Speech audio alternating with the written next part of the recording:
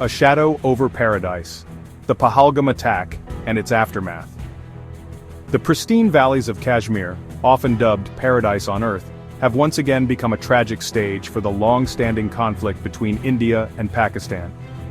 On April 22, 2025, the serenity of the region was shattered by a horrific act of terrorism. Militants opened fire on a group of tourists near Pahalgam. 26 innocent lives were brutally cut short, 25 Indians and 1 Nepali citizen. The world watched in horror as images of the massacre flooded news channels. India was quick to point the finger at Pakistan, accusing its neighbor of harboring and supporting the militants responsible for the attack. Pakistan vehemently denied any involvement.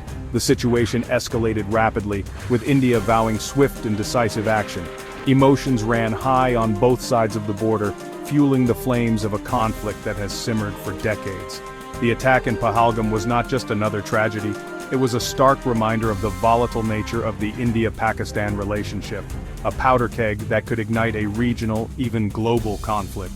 The world held its breath, bracing for the repercussions. Fire and fury. India retaliates, targeting alleged terrorist havens. 2 days later, in the dead of night, the sky over Pakistan lit up with the roar of Indian fighter jets. India launched airstrikes targeting what it claimed were terrorist training camps operating within Pakistan's borders. The strikes, according to Indian officials, were precise and targeted only at terrorist infrastructure, aiming to minimize civilian casualties.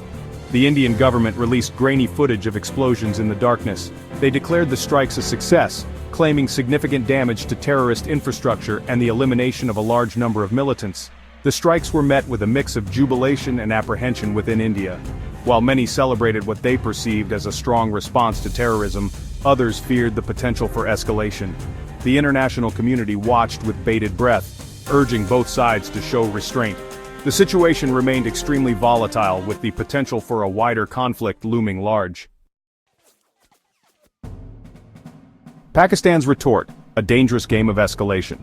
Pakistan's response was swift and fierce. Denying the presence of any terrorist camps within its borders, Pakistan condemned the Indian airstrikes as an act of aggression.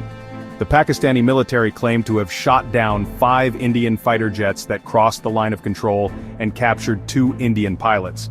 Pakistan also released images of what it claimed were captured Indian pilots, further escalating tensions. Adding fuel to the fire, Pakistan conducted a test launch of the Abdali ballistic missile, showcasing its military capabilities. The situation had quickly spiraled into a dangerous game of brinkmanship, with both nuclear-armed nations locked in a tense standoff. Pakistan's actions sent shockwaves through the international community, raising fears of a full-blown war between the two arch-rivals. The United States, China, and other world powers scrambled to defuse the situation, urging both sides to de-escalate. The international community's response was immediate and urgent. Diplomatic channels buzzed with activity as world leaders sought to prevent the situation from spiraling out of control. The United Nations called for an emergency session, while the United States and China, both with vested interests in the region, offered to mediate. Despite the heightened tensions, back-channel communications between India and Pakistan began to show signs of a possible de-escalation. Both nations, aware of the catastrophic consequences of a full-scale war, appeared to be inching towards dialogue. The specter of war, however, still loomed large. The world watched closely, hoping for a peaceful resolution but bracing for the worst. The fragile peace in South Asia hung in the balance, a stark reminder of the ever-present threat posed by unresolved conflicts.